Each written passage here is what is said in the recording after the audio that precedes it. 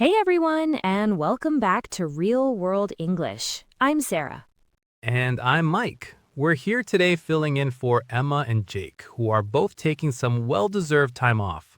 Yeah, they're probably sitting on a beach somewhere right now while we're here talking into microphones. Exactly. But honestly, we're really excited to be here with you all today. We thought we'd have a nice, relaxed chat about something that, well, affects pretty much everyone. Mm-hmm. And that's money, specifically how we handle our money and budgeting. Right. Now, before anyone clicks away thinking this is going to be some boring financial advice show, Oh, no, definitely not that.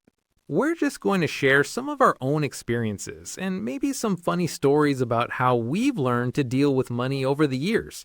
You know, the real stuff that happens in everyday life. Exactly. And I have to say, Mike, when I first moved out of my parents' house, I had absolutely no idea what I was doing with money. Oh, really? Tell me about that.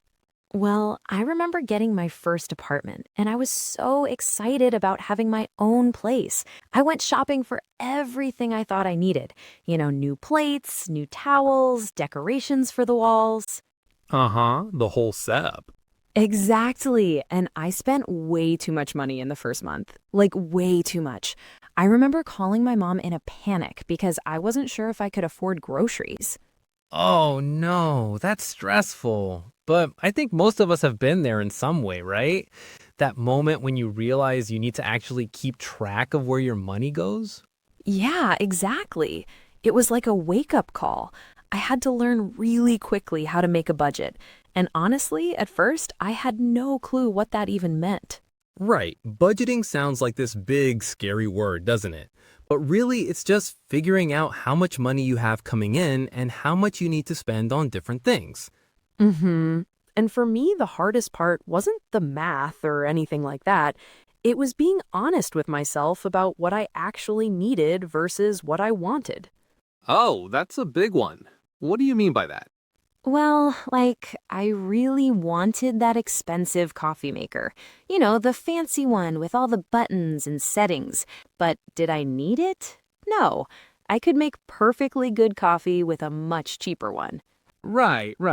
Coffee still tastes good either way. Exactly. And once I started thinking that way about purchases, it became much easier to control my spending. What about you, Mike? Did you have any money disasters when you were younger? Oh, absolutely. Mine was actually with credit cards. I got my first credit card in college, and I thought it was basically free money.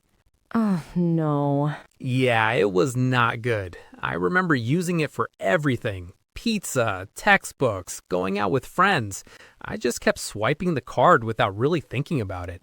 And then the bill came. And then the bill came. It was like, I think it was around $800, which for a college student working part-time at a bookstore was basically a fortune. Oh, wow. That must have been terrifying. It really was. And the worst part was I could only make the minimum payment. So I was basically just paying interest for months and months. It took me almost a year to pay it off. That's rough. But I bet you learned a lot from that experience. Oh, definitely. It taught me to treat credit cards very differently. Now I only use them if I know I can pay the full amount when the bill comes. No exceptions. That's smart. I think a lot of people don't realize how quickly credit card debt can grow. The interest rates are usually pretty high, right? Yeah, they can be anywhere from like 15 to 25%, sometimes even higher. So if you're only making minimum payments, most of your money is just going toward interest, not actually paying down what you owe. Right. It's like you're running on a treadmill but not getting anywhere. Speaking of learning lessons the hard way, I had another money moment that still makes me laugh when I think about it. Oh, I want to hear this. So, this was maybe 3 years ago. I decided I was going to start saving money by making my lunch every day instead of buying it at work. Meal prep and all that. Okay, that sounds like a good plan. Right? So I went to the grocery store and bought all these expensive ingredients: organic this, free range that, fancy spices I'd never heard of. I spent like $150. Oh no, I can see where this is going. Yeah, and then I realized I had no idea how to actually cook any of it properly. Half the vegetables went bad before I could use them, and the meals I did make were, let's just say, they weren't very good. So you ended up spending more money than if you just bought lunch every day. Exactly. And I was so frustrated with myself. But you know what? It taught me something important about budgeting. Sometimes when you're trying to save money, you can actually end up spending more if you don't plan properly. That's such a good point. It's like when people buy things in bulk thinking they'll save money, but then they don't use everything before it expires. Yes, or buying something on sale that you don't actually need just because it's cheap. I'm guilty of that too. Oh, sales can be dangerous. I remember my mom always used to say it's not a good deal if you weren't planning to buy it anyway. Your mom sounds wise. That's actually really good advice. I think one thing I've learned over the years is that budgeting isn't just about restricting yourself, it's more about being intentional with your money. Yeah, what do you mean by intentional? Well, like instead of just randomly spending on whatever comes up, you decide ahead of time what's important to you. Maybe you really love going to concerts, so you budget for that.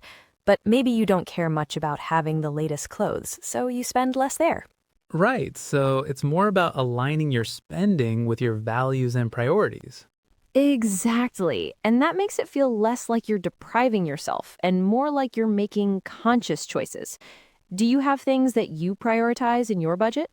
Yeah, definitely.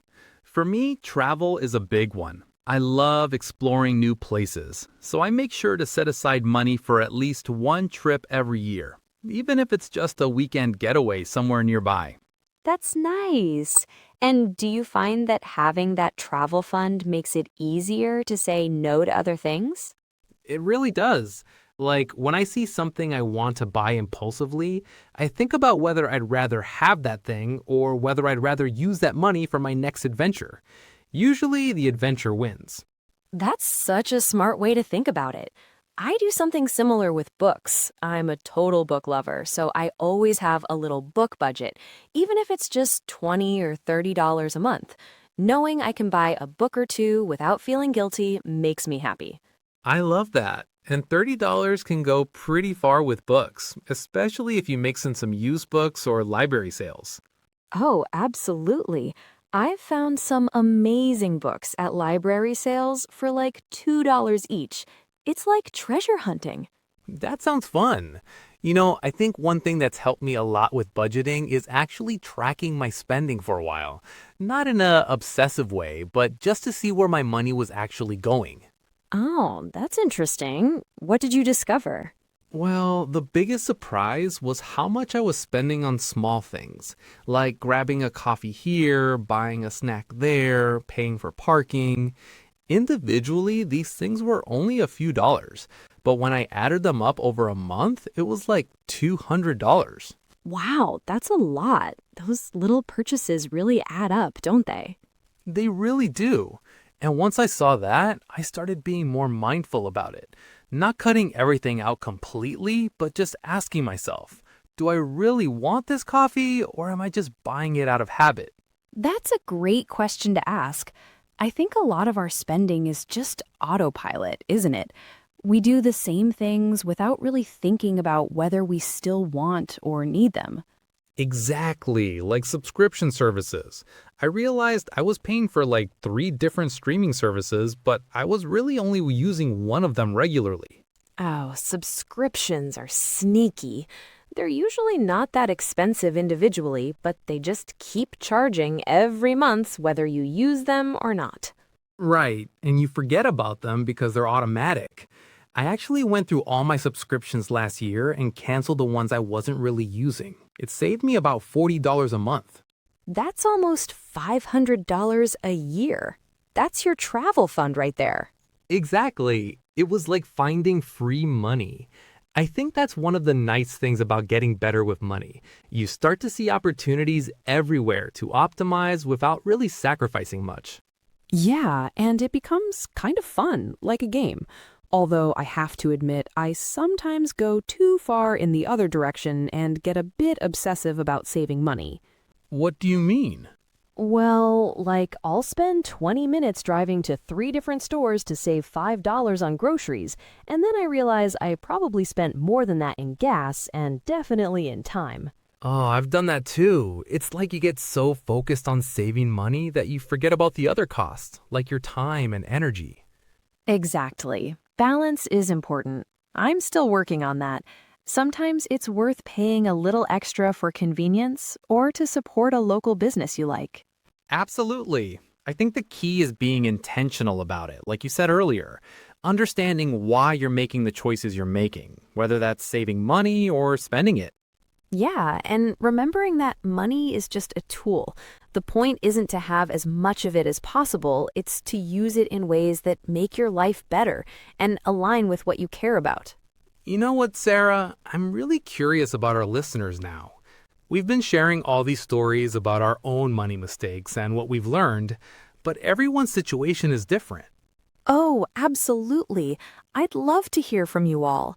Like, what works for you when it comes to managing your money? Do you have any tricks or systems that help you stay on track? Yeah, and maybe some of you have found creative ways to save money that we haven't thought of. Or maybe you've made similar mistakes to the ones we talked about today and learned something different from them. Exactly. Whether you're just starting out with budgeting or you've been doing it for years, we'd love to hear your experiences. What's your biggest challenge with money? Or what's one thing you wish you'd known when you were starting out? It's always so interesting to hear different perspectives on this stuff. Personal finance is, well, personal, right? What works for one person might not work for another, but there's usually something we can all learn from each other's experiences. That's beautifully put, Sarah. I think that's a perfect place to wrap up our conversation today. For those of you listening, what's one small change you could make with your money this week? Maybe it's tracking your spending for a few days, or maybe it's setting aside a little bit for something you really care about. Or maybe it's just being a little more mindful about those small purchases, like Mike's coffee example. Small changes can make a big difference over time. Thanks for joining us today on Real World English. I'm Mike. And I'm Sarah. We'll see you next time, and hopefully Emma and Jake will be back from their vacation with some good stories to share. Take care, everyone.